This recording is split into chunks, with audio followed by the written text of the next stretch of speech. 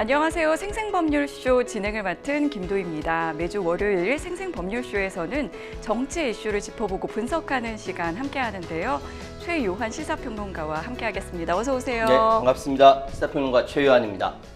저희 좀 오랜만에 뵙는 것 같은데 그렇습니다. 지난 금요일에 이제 두 번째 대선 TV 토론이 진행이 됐습니다. 어떻게 보셨는지. 이 TV 토론이라는 거는요, 그러니까 특히 이제 유권자들이 TV를 통해서 후보자들에 대해서 알아보고 자세가 어떤지, 얼마나 품위가 있는지, 그 사람의 정책 공약은 어떤 것인지 이게 진지하게 알아보는 이제 그 후보자로서는 이제 나는 이런 생각합니다. 그래서 굉장히 잘 보여야 되는데. 네. 이게 말장난이나 말꼬리 잡기 식으로 돼버리니까 사람들이 짜증을 내는 거예요. 미국 같은 경우는 지난번에 미국의 두 대통령 후보가 나왔을 때 뭐라고 얘기하면 밑에서 자막으로 지금 트럼프는 거짓말했습니다 하고 쫙 나가거든요. 즉각적인 가짜 뉴스인지 아닌지 그 진위를 파악하는 그런 것들이 나갔어요. 언론에서 그냥 바로바로 이 부분에 대해서 사실이 아니다. 예, 맞습니다. 네. 그런 것처럼 앞으로는 TV 토론 형식이 좀 바뀌어야 된다는 생각이 들고 1대1 토론이 더 많아져야 된다는 생각이 들고 그 진위 여부에 대해서는 그렇게 즉각적으로 자막 처리로 확실하게 유권자들이 알 권리를 충족시켜줘야 된다. 지금의 그 TV 토론은 TV 토론이 아닙니다.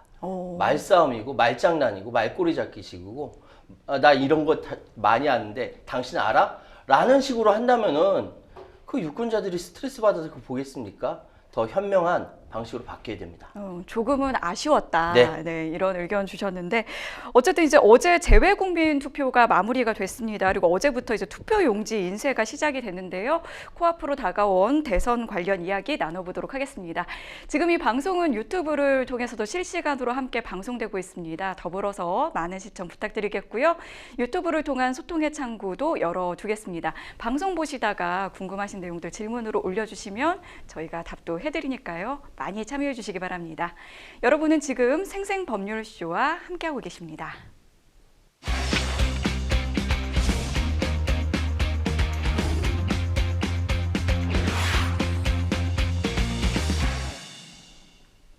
첫 코너는 생생코멘트입니다. 생생코멘트는 각 분야에서 화제가 되고 있는 인물들과 이슈를 주제로 그 말을 하게 된 배경과 의미를 다양하게 풀어내는 코너인데요. 오늘은 대선 막판 각 후보들이 어떤 인상적인 코멘트를 했는지 살펴보고 분석해 보도록 하겠습니다. 자, 첫 번째 생생코멘트 어떤 후보의 말인지 함께 보시죠. 조금 더 합시다. 어제 여의도 당사에서 이재명 더불어민주당 대선 후보의 기자 간담회가 진행이 됐습니다. 당초 지역 일정을 고려해서 50분을 예정을 했었는데 이재명 대표가 이제 그 자리에서 기자들 질문 더 받겠다 이렇게 해서 30분을 더 할애를 했습니다. 이제 그 장면부터 먼저 보고 오겠습니다. 인사 한번 하시죠. 박수 한번 해주세요. 이제 4일 후면 사전 투표가 시작됩니다. 투표해야 6월 3일 국민 여러분이 승리하십니다. 투표해야 여러분의 소중한 삶과 우리 아이들의 인생을 지켜낼 수 있습니다. 서로 잘하기 경쟁해서 국민들한테 칭찬받는 훌륭한 정치인들로 함께 남기를 바랍니다. 예. 네, 이동을 하셔야 되거든요. 이렇게 조금만 더 하시죠. 질문할 사람도 있어요. 저도 할 말이 좀 많아서 그래요. 그러면 앞에 마이크 좀 전해주세요. 저한테 인터뷰를 하지 말라 그래가지고. 안녕하세요. 예, 이준 기자. 예. 감사합니다. 시간 없으신 것도 짧게. 괜찮아요. 짧게. 저도 이렇게 해명할 기회에서는 좋잖아요.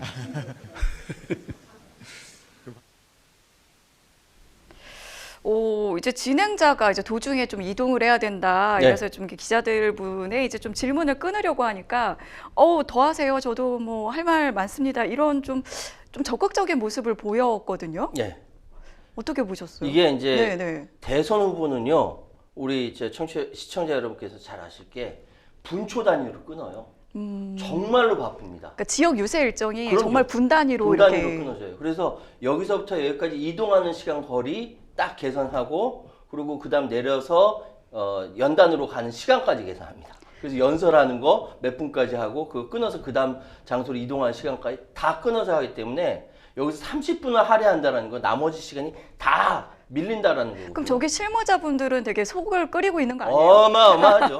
왜 그야말로 30분 더 하시나? 네, 어마어마하죠. 네. 그런데도 불구하고 이재명 후보가 조금만 더 합시다라고 얘기한 거는 사실 이재명 후보가 언론에 대해서 컴플렉스가 있어요. 그러니까 어떤 컴플렉스? 그러니까 소위 얘기해서 언론이 자기를 잘 이렇게 의도했던 대로 다 이야기하지 않는다라는 자신의 의도와 좀 다르게 이제 그렇죠. 좀 해석이 된다. 그런 것들이 많이 있었다라고 이재명 후보는 인식하고 있고 실제로 그런 경우도 많이 있었습니다. 그렇기 때문에 기왕 시간이 난 김에 기자가 바로 앞에 있다면 내 의견을 충분히 이야기하고 싶다. 이런 것이죠. 그러니까 지금 지역 행보 계속하고 있다가 간담회에서 경제, 외교, 뭐 안보, 정치, 주요 현안 나오지 않습니까? 그거 직접적으로 기자들한테 난 이런 의도로 이야기했다라는 것을 명확하게 하고 싶은 거죠. 그렇지 않고 뭐 전원으로 통해서 이렇게 이런 의도가 있는 것 같다라고 써버리면 전혀 다른 이야기가 되니까 후보로서는 지금 굉장히 절박한 겁니다.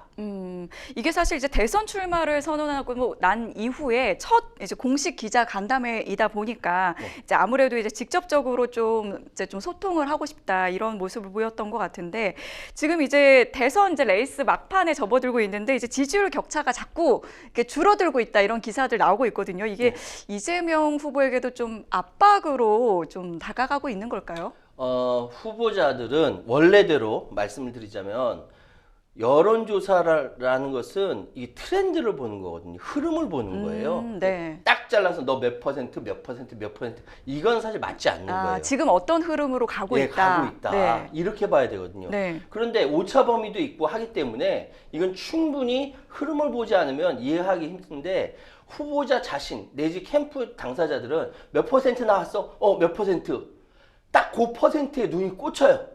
그러다 보니까 지난주보다 줄어들었네. 그리고 선거가 막판으로 가면 갈수록 그 진영 간의 대결이 극심해지기 때문에 응집력이 강해져요. 네. 그래서 중도층, 선택하지 않은 무당층이 각각 빠져나가기 때문에 어차피 이게 응집력에 빨려 들어가게 되는 거거든요. 그러니까 그때 몇 퍼센트 나왔다 이것이 굉장히 예민할 수밖에 없는 거예요. 막판에 이렇게 이런 조정이 있는 건 당연한 거고 네. 또 하나 더 생각할 것은 지금 한국에서 여론조사 회사들이 이렇게 표집하는 것이 보수, 진보, 중도 이 세 분야로 나눠서 하는데 보통 중도가 가장 많고요. 네. 보수, 진보 이렇게 되는데 1000명 조사에서 예를 들어서 보수는 300명, 진보는 200명 이런 식으로 사실 100명 차이 나는 경우도 있어요. 이 상황이. 네. 이번에 갤럽하고 리얼미터에서 나온 조사들이 보면은 보수 과표집, 진보 과소 표집 이런 경우가 있기 때문에 이런 현상이 나타났다라고 분석하는 전문가들도 있습니다. 저도 매번 여론조사 볼 때마다 그 미세한 그 단위 그때마다 어쨌든 표본이 달라지니까 다 보거든요. 네네. 다 보기 때문에 미세하게 조정이 되는데 후보자나 캠프 사람들은 그게 안 들어오는 거예요. 그런 걸 생각해야 되는데 숫자 하나에 목숨을 건다니까요. 그러니까 이런 이야기가 나오니까 이재명 후보 입장에서는 조금이라도 자기 의견을 더 알리고 싶다. 네. 시간이 좀 늘어진다 하더라도 라고 해서 절박한 모습을 보이는 거죠. 네. 일단 이 자리에서 이제 자신이 당선되면 비상경제 대응 TF를 가장 먼저 이제 구성을 하겠다 이렇게 밝혔는데 역시 이제 경제 문제를 내가 앞장서서 좀 해결하겠다 이런 이미지를 좀 가져가는 것 같아요.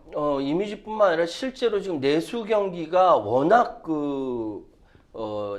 떨어져 있기 때문에 이전 TV 토론에서도 경제 분야 TV 토론에서도 지금 즉시 가능한 것이 무엇인지 먼저 하겠다면서 추경 이야기했지 않습니까? 네. 그래서 TF를 이번에 구체적으로 이야기했습니다. 그러니까 긴급한 상황이기 때문에 실무자, 지휘자금을 모아서 민생을 챙겨야겠다. 내수 침체에 대응하겠다라고 이야기를 한 것이죠.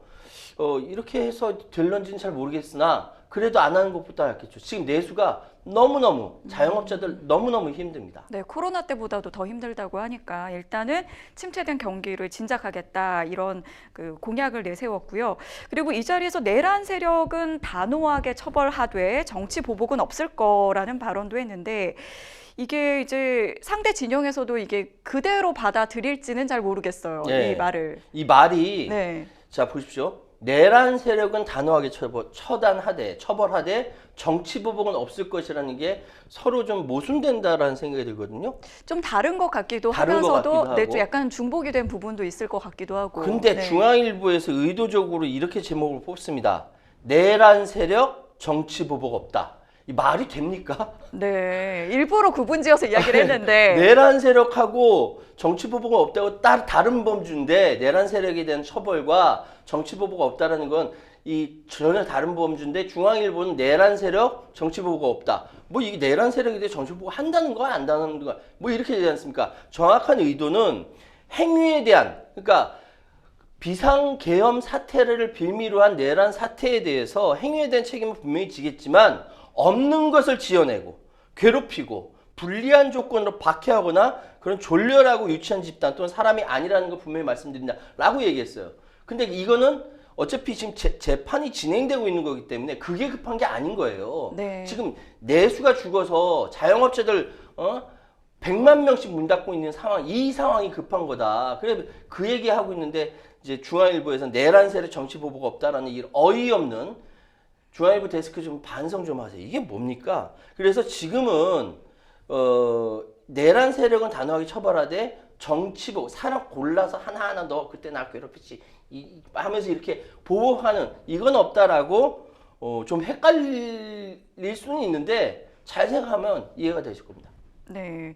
그리고 이제 그 기자간담회에서 전달한 이제 핵심 메시지들이 여러 가지가 있었는데 이제 뭐 여러 이제 이 간담회에 대해서 평가들이 나오고 있습니다. 근데 이제 그 선두를 달리고 있는 그 후보다운 어떤 그 안정감이 있었다 이런 평가가 있던데 평론가님께서는 어떻게 보셨는지요? 이제 바라보는 관점에 따라서 다른 거죠. 그러니까 사실은 이재명 후보가 지금의 이재명 후보가 될 수 있는 것은 사이다 발언이다. 시원하다.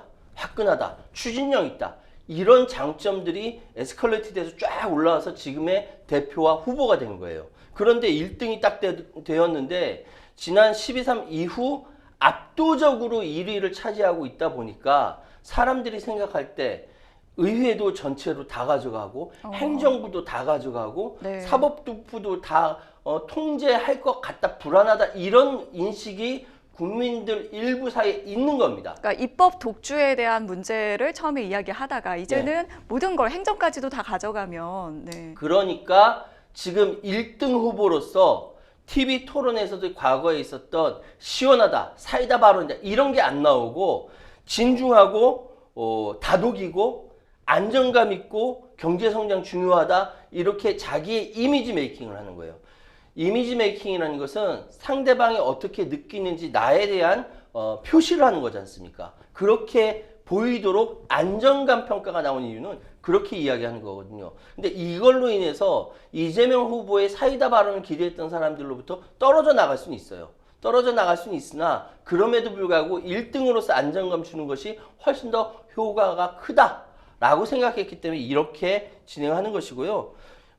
그래서 1극 혹은 독선에 대한 우려를 해소하는 메시지가 매우 중요하다라는 전문가들의 의견을 받아들인 거 아니냐. 뭐 이렇게 이해가 됩니다. 지금은 약간 다지기에 들어갔다고 보시는 건가요? 그렇죠. 왜냐하면은 사실 여론조사를 전체적으로 보면은 확실한 우위를 맞아요. 점하고 있기 네, 때문에 지금은. 나머지 그러니까 집토끼는 확실하게 돼 있고 산토끼를 잡는 것보다 산토끼 근처에 있는 중도층을 끌어안아서 잘 다져놔야 그리고 나머지 며칠 선거 남지 않은 이 기간에 실수하지 않는 네. 이렇게 가는 것이 이재명 후보는 유리하다라고 생각한 거죠. 네. 네, 대선 후보들의 코멘트 살펴보고 있는데요. 또 이번에는 또 어떤 후보일지 함께 만나보시죠. 저는 방탄 아닌 빨간 셔츠 사나이. 역대 선거에서 캐스팅 보트 역할을 해온 충청을 돌면서 중원 표심 공략에 나선 김문수 국민의힘 대선 후보가 이재명 민주당 후보를 직격했습니다. 그 유세 현장 함께 보시죠. 김문수가 다른 걸 아시죠? 어떤 사람은 또 지금 이 연설을 하는데 이 방탄 조끼를 입고 오는 사람이 있어요. 저는 이렇게 방탄 조끼 안 입었죠?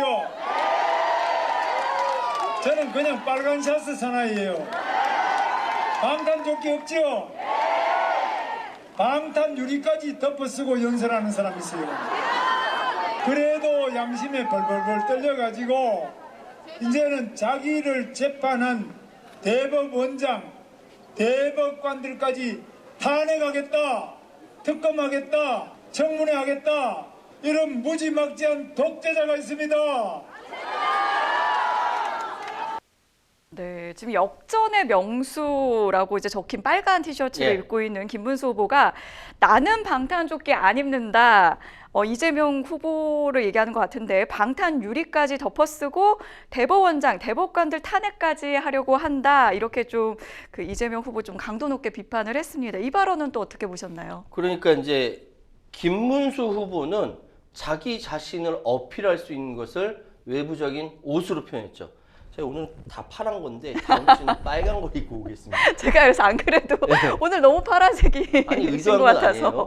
네. 다음 주엔 제가 빨간 걸 입고 오겠다는 약속, 대국민 약속을 드립니다. 네. 그러니까 이번에 옷을 탁 펼쳐왔는데 여기에 역전의 명수라고 딱 써 있는 거예요.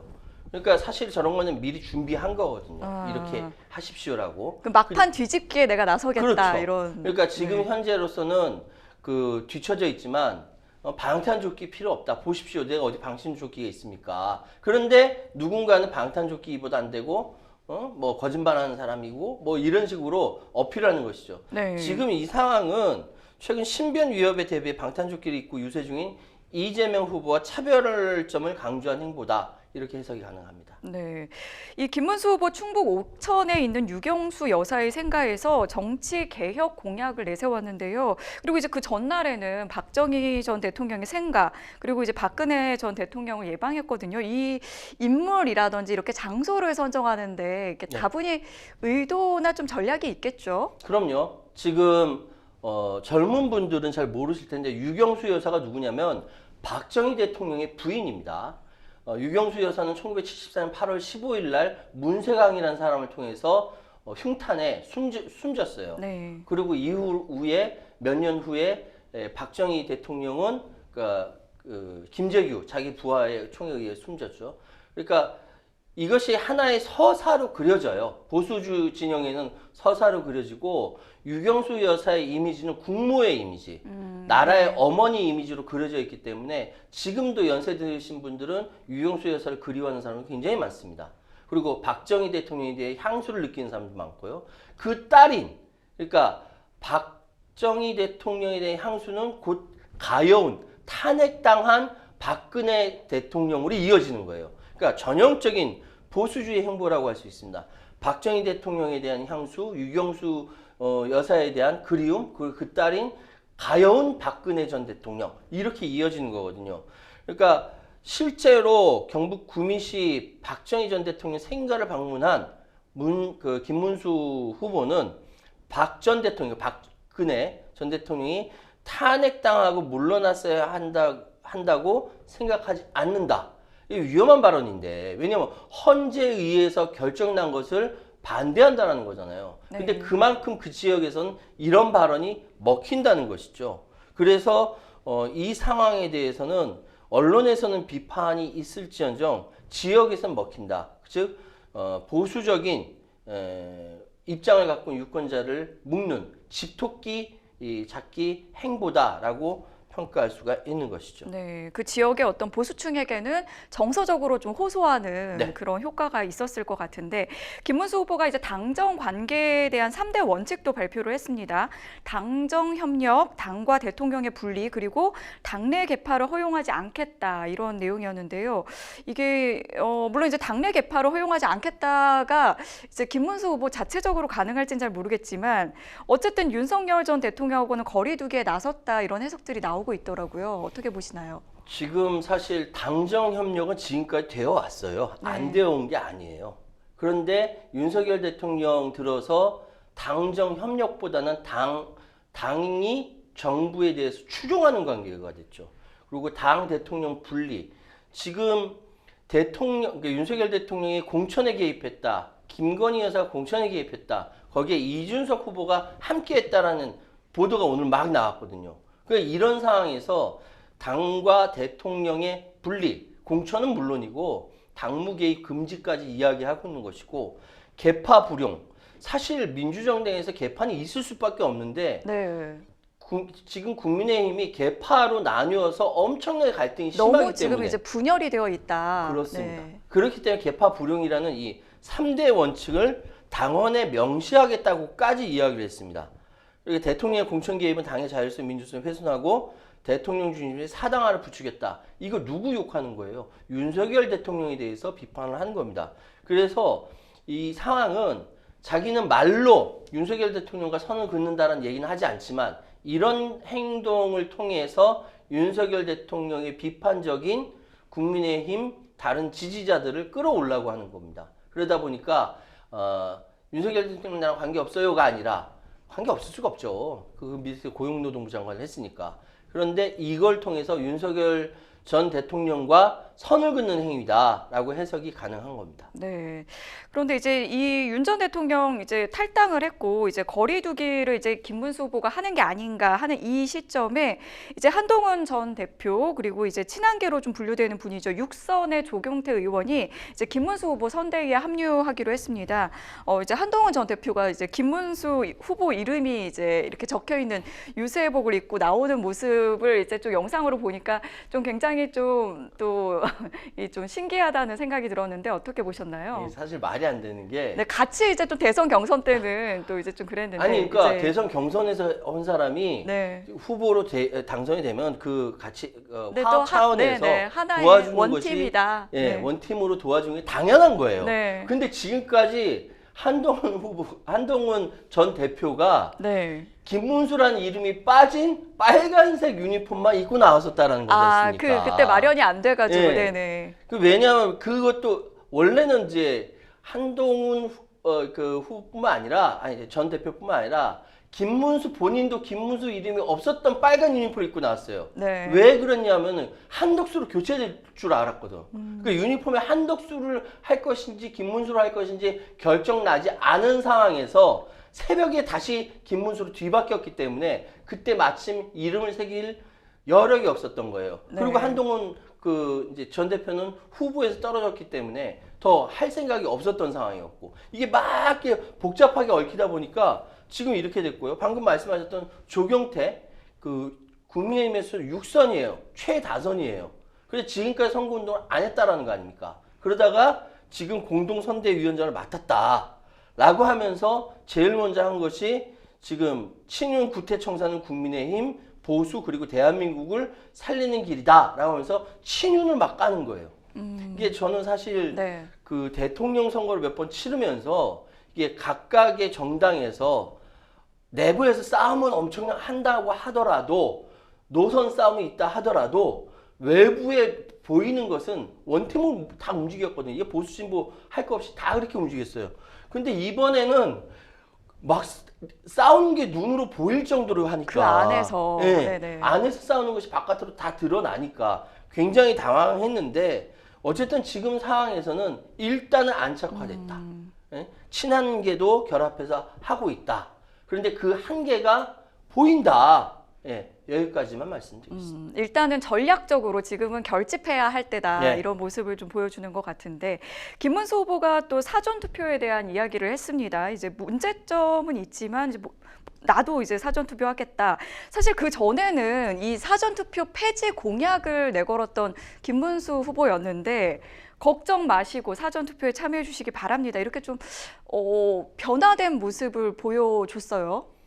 그러니까 보수적인 입장을 갖고 있는 유권자들이 사전투표에 대해서 부정적인 인식을 갖고 있으니까 선거 공약으로서는 사전투표 폐지라고 했지만 막상 사전투표가 다가온 상황에서 사전투표하지 마세요, 본투표 하세요 라고 이야기하기에는 사전투표를 예정되어 있었던 유권자들이 자칫 투표를 안 하게 되는 경우까지 벌어질 수 있으니까 네. 지금 걱정하지 마시고 사전투표하십시오. 우리 당이 부정선거 없도록 끝까지 지키겠습니다. 라고 입장을 바꾼 거죠. 그럼 공약으로 나온 사전투표 폐지는 어떻게 되는 거야? 라고 당연히 이야기가 나올 수밖에 없죠. 이거를 김문수 캠프가 몰랐겠느냐? 압니다. 아는데 어쩔 수가 없는 거예요. 그래서 제가 저번부터 말씀드린 게 선거 때는 고양이 손이라도 빌리고 싶다. 고양이 예, 손이라도. 고양이 손이라도 네. 빌리고 싶은 게 너무 할 일이 많은 거예요. 그때 누군가 지적해가지고 사전투표 이거 공약을 폐지를 공약으로 내셨다가 나중에 사전투표 오게 되면 어떻게 되죠? 누군가 고양이 손이라도 한마디 이렇게 했으면은 거기에 대해서 좀 신중하게 생각할 텐데 그게 안 됐던 겁니다. 이런 경우는 굉장히 안타까울 수밖에 없는 것이죠. 그러니까 지금 현재 시스템으로는 어쩔 수 없다 이렇게 이야기한 것 같은데 그럼 나중에 좀 뭐 폐지하겠다 이런 이야기일까요? 그렇죠. 자신이 당선이 되면은 사전 투표는 폐지하겠다라는 의미입니다. 근데 지금은 괜찮으니 그럼 지금 괜찮은데 왜 나중에 폐지한다는 거죠? 전 이 부분에 대해서는 그래서 일반 유권자들조차도 이 부분에 대해 이해 안 된다라고 이야기가 나오는 겁니다. 자, 계속해서 이제 마지막 이제 후보의 생생 코멘트 만나보겠습니다. 이준석의 투표, 사표 아닌 미래 투자. 하와이에 체류 중인 홍준표 전 시장이 이준석에 대한 투표는 사표가 아니라 미래에 대한 투자라는 메시지를 남겼습니다. 이게 그 자신이 운영하는 온라인 정치 소통 플랫폼을 통해서 글을 올린 것 같은데요.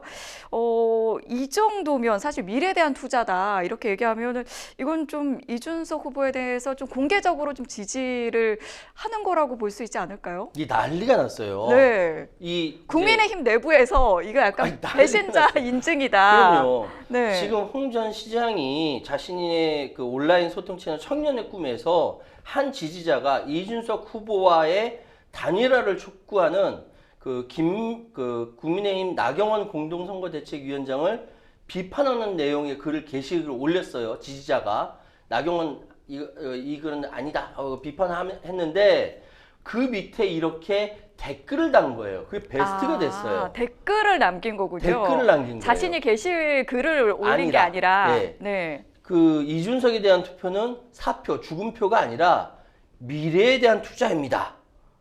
이렇게 댓글을 남겼더니만 사실 댓글 누가 하나하나 다 쳐다보나요? 그런데 이걸 누가 남겼냐? 홍준표가 남긴 겁니다. 그래서 그날부터 국민의힘 난리가 났습니다.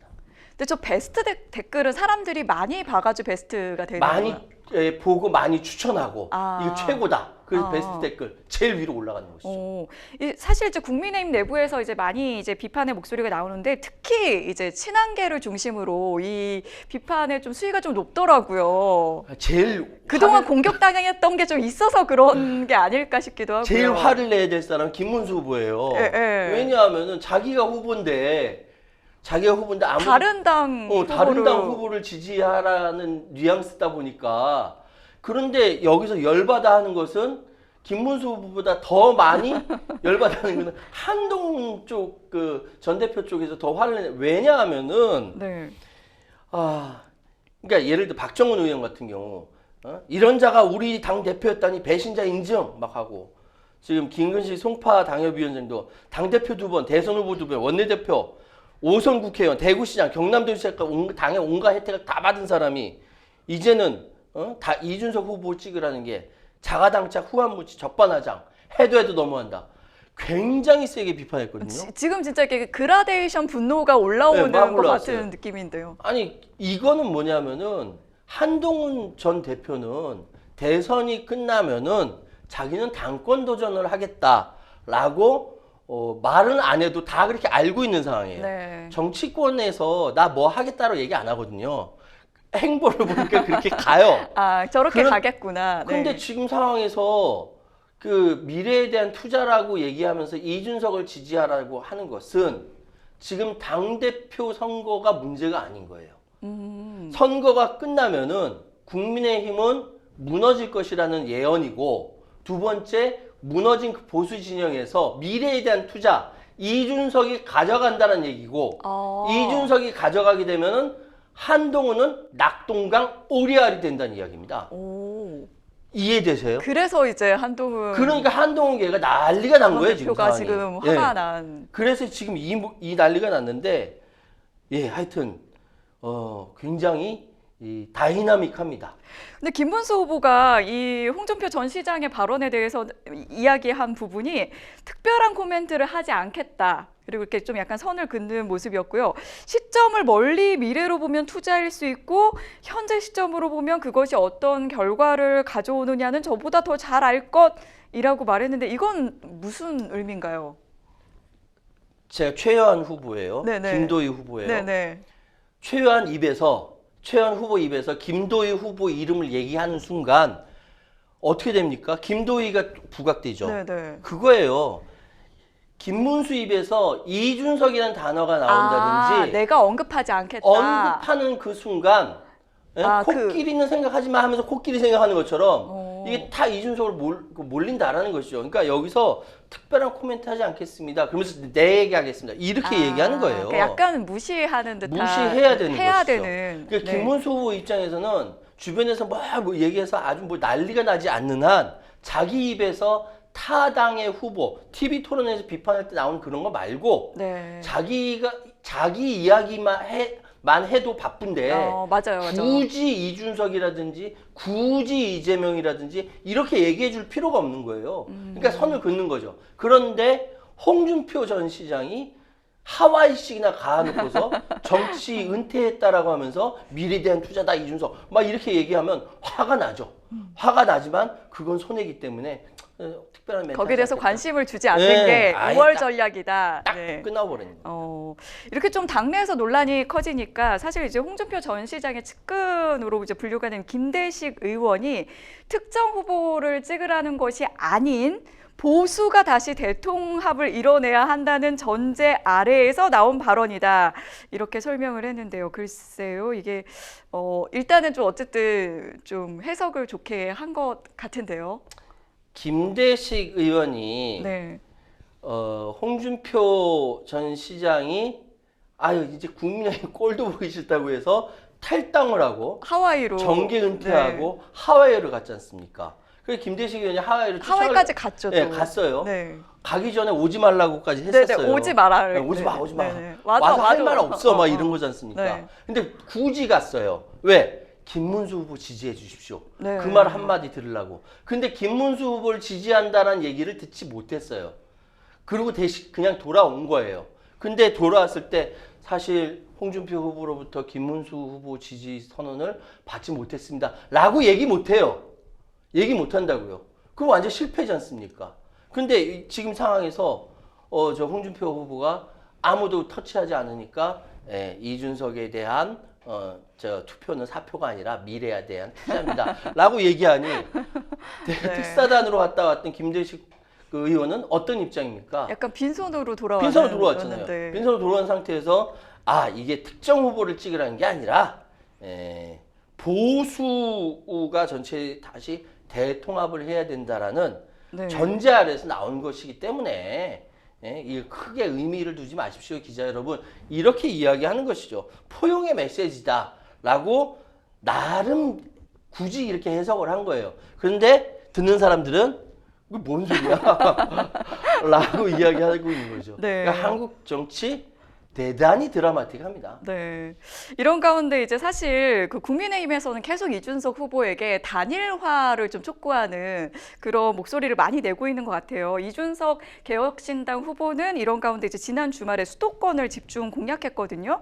그리고 이제 단일화를 자꾸 물어보니까 이제 단일화에 대해서 생각이 비슷한 김문수, 이재명, 황교안이 단일화하라. 이렇게 얘기하면서 다시 한번 좀 선을 긋는 것 같았는데 이게 부정선거라는 공통 관심사를 갖고 있는 후보들끼리 이렇게 얘기를 하는 것 같은데 이건 또 뭐 어떻게 그 프레임을 그쪽으로 이렇게 좀 묶는 건가요? 그러니까 이제 네. 제가 이 방송 들어오기 네. 전에 문자로 무지하게 질문 많이 받았어요. 네, 단일화 언제쯤? 전화 막 와서 이준석이 관해서 단일화 할 것인가. 이게 지금 그렇죠. 네네. 이게 화두예요. 지금 부정선거론이 등장한 거, 네거티브 조금 이따 말씀드리겠지만 네. 이거 하나 하고 단일화라는 이 두 가지 이슈가 이번 선거의 마지막을 장식할 것 같습니다. 왜냐하면 지난번도 안 한다 하다가 안철수 후보가 윤석열 후보와 단일화했지 않습니까? 그게 결합돼서 0.73%로 승리한 거예요. 근데 여기서 이준석 후보가 여기서 단일화하겠습니다라고 하는 순간 선거판 요동칠 수밖에 없어요. 자, 제가 말씀드릴게요. 일단 하냐 안 하냐. 예, 하냐 안 하냐. 부터. 저는 안 한다의 겁니다. 왜냐하면은 지금 선거에서 김문수 후보가 얻은 표하고 이준석 후보가 얻은 표하고 합산했을 때 플러스 알파가 나와야 이재명 후보를 이겨요. 그런데 김문수 후보와 이준석 후보가 서로 결합했을 때 플러스보다 마이너스가 더 많다라는 이야기가 계속 나오고 있어요. 그러니까요. 사실 합산에 그러니까 다른 사람들은 그냥 이 표만 더해진다 이렇게 볼 수도 있겠지만 사실 후보들이 단일화하면 이탈하는 표가 또 있잖아요. 이탈하는 표가 더 많다라는 네, 거예요. 네. 근거가 그거 하나. 두 번째는 뭐냐면은 제가 지난주에도 말씀드렸습니다만 나이 40살에 대통령 후보를 지낸다? 이거 어마어마한 경제적, 정치적 자산이에요. 저기 옛날 40대 기수로 일어났던 김영삼, 김대중, 이철승이 1971년 대통령 선거 때문에 40대 기수로 나온 거예요. 그게 언제 나온 겁니까? 69년도에 그 난리가 난 거예요. 그 이후로 처음으로 40대 기수론으로 탄생한 겁니다. 이 자산을 이준석이 놓친다고요? 절대 놓칠 수가 없는 거예요. 그렇기 때문에 이준석을 단일화하지 않고 끝까지 갈 것이다. 그리고 현 시점에서 그래서 이준석을 열심히 달릴 수밖에 없는데 거기서 지지율이 10%를 넘을 거, 10% 넘으면 그 들어간 금액의 반을 보전받을 수 있고 지금 이제 두 자릿수들이 나오고 있더라고요. 여론조사에서. 15%가 넘으면은 전체를 다 보전받을 수가 있어요. 네. 근데 지금 상황은 간간히 두 자릿수가 나오니까 가끔씩 여론조사에서 네. 간간히 두 자릿수씩 나오니까 반이라도 보전받을 수 있다가 있고요. 세 번째. 그리고 마지막 제일 중요한 게 지금의 현재의 국민의힘이 대통령 선거 끝나고 나서 과연 온전할 것이냐라고 했을 때 이준석 후보는 아니다라고 보는 거예요. 그러면 보수 진영에서 전체 국민의힘을 가져갈 수 있는 사람이 누가 있겠느냐? 나 이준석이다 라고 생각하고 있는 거예요. 그런데 여기서 지금 그만두고 그냥 밀어주고 김문수 후보 그냥 밀어주고 자기가 그냥 빠진다? 그 김문수 후보가 당선이 되면 모르겠는데 당선될 가능성이 없을 경우 자기는 바보 되는 거거든요. 그래서 저는 단일화 안 될 거라고 보는데 지금 이재명 후보라든지 개혁신당에서 넘어간 허은하 전 의원 같은 경우 오늘 민주당에 입당을 했더라고요. 전 의원 같은 경우 단일화를 28일 날 할 것이다라고 얘기하고 있잖아요. 그거는 언제든지 단일화해야 될 가능성이 있으니까 미리 대비하겠다. 그러면서 지지자들한테 예방 주사를 미리 맞춰 놓는 거예요. 그러니까요. 이재명 후보가 단일화될 수도 있다. 네, 이렇게 맞아요. 언급을 했더라고요. 그렇게 얘기하는 것은 네. 마지막 이슈가 지금 단일화이기 때문에 아. 부정선거로는 갑자기 툭 튀어나온 거고 이 단일화이기 때문에 거기에 대한 예방 주사를 후보자 입에서 굳이 먼저 유권자들한테 예방 주사를 맞게 하는 겁니다. 그러니까 너무 안심하지 말고 그렇죠. 약간 위기감을 좀 그럼요. 불러일으킬 당연하죠. 수 있는. 그렇게 돼서 저는 단일화는 힘들다라고 생각합니다. 그러면 지금 힘들다고 하셨으니까 시점을 물어보기가 상당히 어려운데 예. 만약에 단일화가 된다고 하면 시점은 마지막 TV 토론 하고 나서 안철수 후보와 윤석열 후보가 단일화된 것처럼 네. 마지막 TV 토론까지 하고 나서 그 다음 단일화가 된다면 전격적으로 진행되겠죠. 지금 사실 이제 어제부터 네. 그 선거 투표 용지가 인쇄가 들어가서 사실 이제 저희가 사전 투표는 현장에서 이제 표가 인쇄가 되기 때문에 이제 사퇴를 한다고 해도 사전 투표에는 적용이 되겠지만 이제 그 6월 3일에는 예. 그 사퇴가 이제 반영이 안 안 된다고 되죠. 하더라고요. 예. 그러면은 사실 단일화가 된다고 해도 좀 효과가 반감되는 게 아니냐 이런 지적도 있던데. 그런데 그렇지 않아요. 네. 사전 투표하기 전에 단일화가 돼야 그러면 단일화 됐다라는 이 소문이 계속 그러니까 우리나라는 지금 SNS를 비롯해서 네. 엄청나게 그래서 할아버지 할머니들도 SNS 써요. 그렇기 네. 때문에 소식 몰라가지고 엉뚱하게 이준석 찍을 그런 일은 없으니까 만약에 단일화 된다면은 네. 그렇기 때문에 그거는 별거 아니고 사전 투표 전에 단일화가 돼서 그것이 퍼져 나간다라고 한다면은 그거는 효과가 있겠죠. 그래서 이재명, 허은하 이런 이제 선거판에 대해서 잘 아는 사람들이 사전 투표 전인 28일 날 단일화될 것이라고 예방 주사를 놓는 것이죠. 단일화 된다고 하면 이제 얼마 안 남았으니까 그뭐 단판, 뭐 원샷 이렇게 되나요? 뭐 방식은 어떻게 될 수 있을까요? 만약에 지금 상황에는 그냥 그 단판밖에 없어요. 단판밖에. 네, 단판밖에 없어요. 그리고 시간이 심지어는 없으니. 그래서 그 국민의힘 쪽은 후보만 빼놓고 후보 자리만 빼놓고 다 줄게 라고 원하는 이야기가 나왔죠. 조건을. 네네. 그게 실제인지 아닌지 몰라요. 제가 지금 뭐 자칫 잘못하면 선거법 위반이 될 수 있기 때문에 40대 총리설이 나오기도 예, 하고. 그런 총리부터 시작해가지고 다 준다라는 얘기까지 보도가 됐습니다. 그렇게 보도가 된다라는 것은 어디선가 그렇게 얘기가 새 나왔다라는 것이고 여기에 대해서 이준석 후보는 굉장히 불쾌하다라고 하면서 선을 긋고 있는데 저는 아까 말씀드렸던 그 몇 가지 근거를 가지고 단일화는 힘들다라고 얘기하고 있지만 네. 그럼에도 불구하고 제가 무슨 돗대를 깔고 뭐 하는 사람은 아니니까 근거에 따라 말씀드리는데 틀릴 수도 있죠. 네. 그렇게 된다면은 지금 상황은 좀 급변하게 할 수 있다라고 말씀드리겠습니다. 그때 국민의힘 대선 경선 후보 그 틀리고 나서 좀 자신감이 좀 약간 떨어지신 것 같은데 오늘은 근거를 여러 빨리 가지로 진행하세요. 얘기해 주셨으니까요. 네, 지금까지 생생 코멘트 만나봤고요. 저희 잠시 후에 뉴스픽스로 돌아오겠습니다. 여러분은 지금 생생 법률쇼를 시청하고 계십니다.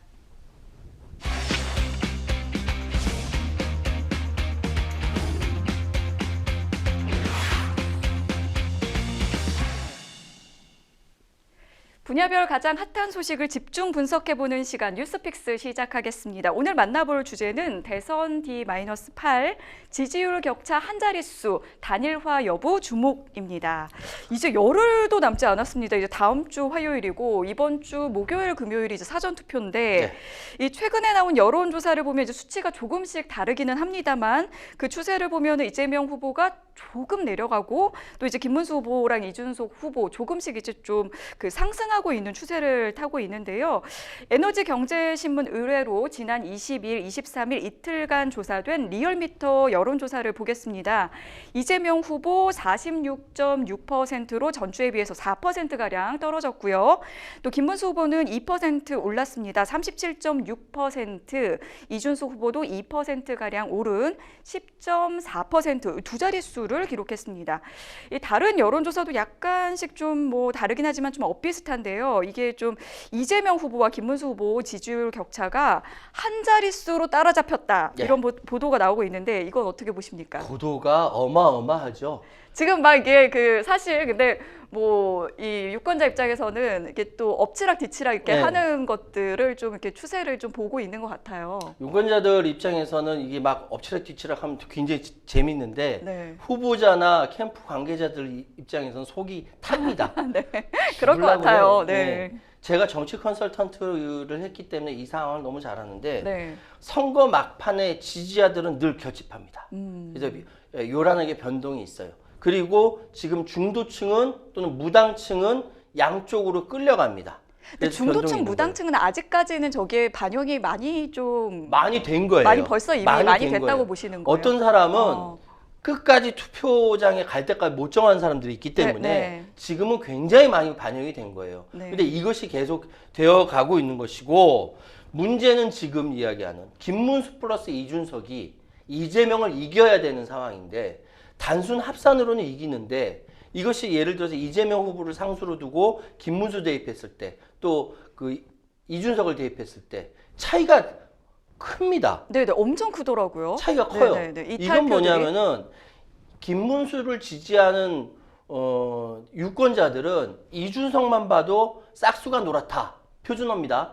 싹수가 노랗다라고 생각하면서 굉장히 싫어하고 이준석을 지지하는 그 유권자들은 김문수 후보에 대해서 꼰대 이미지다 라면서 싫어한다고요. 그렇기 때문에 자기가 지지해야 될 사람이 사퇴를 하게 되면은 그걸 안 찍고 아예 투표를 안 하거나 아니면 그 상대방 다른 그러니까 이재명 후보를 찍거나 뭐 이렇게 되는 현상이 벌어진다라는 것이죠. 오히려 서로 너무 노선이 달라서 이게 흡수할 수 있는 그런 게 그렇죠. 아니군요. 그렇기 때문에 지금 단일화에 대해서 시너지가 있어야 되는데 시너지가 있을 거라고 아무도 장담을 못 하는 겁니다. 네. 그래서 현재 상황은 이 상태대로 그대로 간다고 한다면 김문수 후보와 이준석 후보가 무난히 지는 상황이 되는 것인데 그런데 그렇다고 특단의 대책이 안 나오겠냐? 그것도 아닌 것이죠. 그래서 지금 현재 상황은 굉장히 유동적이다. 단일화는 제가 보기에는 안 될 것 같은데 이 상황을 국민의힘과 개혁신대 그대로 보고 있겠느냐라는 굉장히 예민한 시기가 계속 반복되고 있는 것이죠. 네, 저희 이제 하고 싶은 말이 많은데 시간이 이제 별로 없으니까 바로 저희 부정선거론 이야기로 넘어가 보겠습니다. 이준석 후보가 지난 금요일 토론에서 이재명 후보에 대해서 부정선거론을 제기를 했거든요. 이재명 후보가 국정원 댓글 조작을 통한 여론 조작을 말한 것이지 부정선거 발언이 아니라고 해명을 했습니다만 이 부분에 대해서 좀 계속해서 좀 이야기가 나올 것 같아요. 예, 지금 서로 간에 지금 양당이 허위라면서 팩트체크가 막 발표하고 그랬는데 네. 이렇게 되면 국민들이 굉장히 짜증내거든요.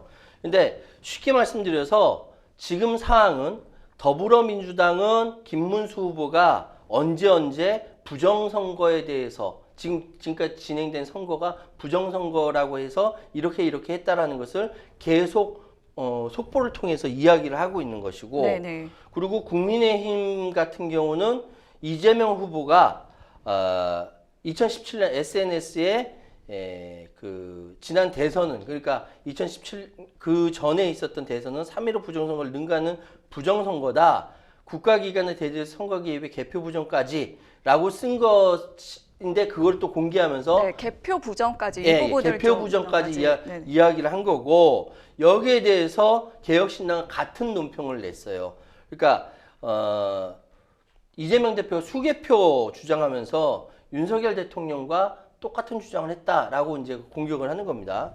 그런데 이거요. 부정선거 때문에 부정선거라는 이슈가 결국은 윤석열 대통령의 비상계엄을 촉발했다라는 이야기지 않습니까? 그걸 전제로 해서 한 주장을 거잖아요. 하고 그래, 있죠. 주장을 하고 있는 네, 거죠. 네. 그런데 실제로 윤석열 대통령이 부정선거가 있기 때문에 이렇게 됐다라고 생각하냐고요. 전 그거 아니라고 봐요. 왜냐하면은 계속적으로 명태균을 비롯해서 여러 가지 자신의 문제점이 계속 드러나는 상황이었고 국회에서 그렇게 되다 보니까 지금 문제가 되는 게 뭐야 하면서 탄핵 남발이니 뭐하니 하면서 부정선거론도 끄집어 온 거라고요. 원 오브 댐이라고요. 그게 부정선거가. 그래서 이 이슈가 과연 지속 가능한 이슈일까라고 생각할 때 전 그것이 아니라고 보는 거예요. 왜냐하면은 지금 비슷비슷한 서로 간에 비난하는 네거티브 이슈 같은 네. 경우는 상대방에 대한 타격도 주겠지만 그걸 제기한 사람 역시 똑같은 이유로 자기도 타격받는다면 이거는 별로 긍정적인 이슈, 지속 가능한 이슈가 아닌 겁니다. 여기서 제일 재미를 보는 것은 이준석 후보죠. 이준석 후보는 부정선거에 대해서 그렇게 이야기하지 않았거든요. 그런데 손바닥도 마주쳐야 소리가 나는 것처럼 한쪽에서 무시해버리면 끝나요. 그래서 저는 이 부정선거 이슈는 지속 가능한 이슈가 될까? 전 뉴스가 되지 않을 거라고 봅니다. 계속 끌고 가기에는 예. 조금 이제 화력이 약할 것 같다. 8일 남았는데 힘든다라고 네. 생각합니다. 마지막으로 이제 2030 유권자 얘기를 좀 하고 싶은데요. 전체 이제 28% 이번에 약 30%를 2030 이 유권자가 차지하고 있습니다. 이준석 후보가 사실 지금 두 자릿수로 좀 치고 올라오는 여론조사들이 나오고 있거든요. 네. 2030 유권자의 표심 얼마나 좀 갈 거라고 좀 전망을 하십니까? 이 부분은요, 굉장히 예민한 부분이긴 한데, 이준석 후보가 생물학적으로 나이가 40살인 굉장히 어린 후보이기 때문에 자기랑 거의 비슷한 생각을 하고 있는 이준석 후보의 2030 세대가 마음을 주는 것은 맞습니다. 그래서 토론 때 이렇게 보면은 되게 말 잘하는 것 같잖아요.